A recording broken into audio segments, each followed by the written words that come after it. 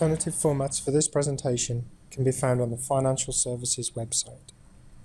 Internal Audit. Maintaining a strong control environment. Part 2. Roles within the control environment.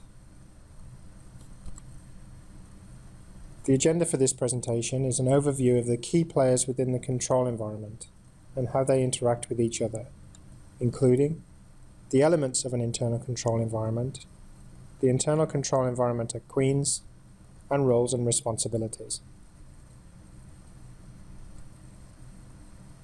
The control environment encompasses a variety of components that, when working together, establish the internal control system. It provides an effective basis by which the university's operations are directed and controlled.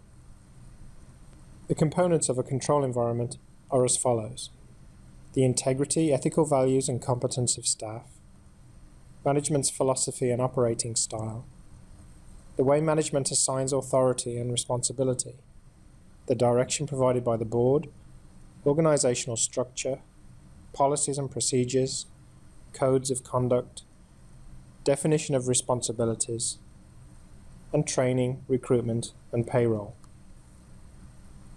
Everyone in an organization has responsibility for internal control. Each element of the control environment needs to work effectively to ensure the department's, and so the university's overall, objectives are achieved. All staff must understand their role in the internal control system, as well as how individual activities relate to the work of others. Each of the following have distinct roles and responsibilities relating to the control environment: the Board of Trustees, management, support services, internal audit, and your role or staff. The Board of Trustees is one of 3 governing bodies of the university, along with the Senate and the University Council. The Board of Trustees is responsible for the overall operations of the university by setting the tone at the top for the internal control environment at the university. As such, they are responsible for the overall effectiveness of the systems of internal control. The board needs to have a thorough knowledge of the entity's activities and working environment and commit the time necessary to fulfill their oversight responsibilities. A strong, active board, particularly when coupled with effective upward communications channels and capable financial, legal, risk management, and internal audit functions, is the most effective method of governance. Management, in turn, is accountable to the board and is responsible for the development and maintenance of internal control policies and procedures to achieve their assigned goals in an efficient, effective, and economic manner.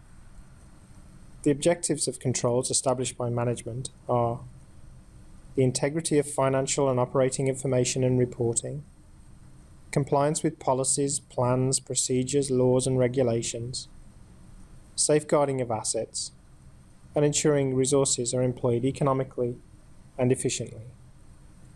Central support services, such as ITS, finance, and HR, play a key part in an internal control environment. These services, through design and dissemination of standardized controls and policies, also provide guidance and clarity by creating and applying policies and procedures, standardizing information and services, verifying controls, for example through review and authorization, and the reporting of performance to management. Internal audit is responsible for evaluating the adequacy and effectiveness of the university's internal controls, making recommendations where control improvements are needed, contributing to the effectiveness of the control environment. Internal audit, however, is not responsible for establishing or maintaining controls. Internal audit reports directly to the Audit and Risk Committee of the Board of Trustees and therefore provides an independent monitoring role. Internal control is the responsibility of everyone in an organization and therefore is part of everyone's job. Staff should know their individual responsibilities, priorities, and how their performance will be measured and evaluated. In addition, people need a sense of understanding of the organization's missions, specific goals, policies, and practices. All employees should make management aware of operational deficiencies, non-compliance with policies and codes of conduct, or actual or suspected illegal actions. A summary then. Roles with regard to internal control vary depending upon the level of responsibility and the nature of involvement by the individual. At Queen's, the board fulfills this duty by providing leadership and direction to senior managers and reviewing the way they're controlling the business.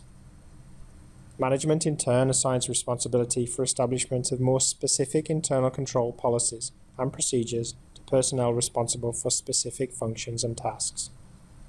Staff are responsible for making themselves aware of controls and adhering to them in day-to-day work.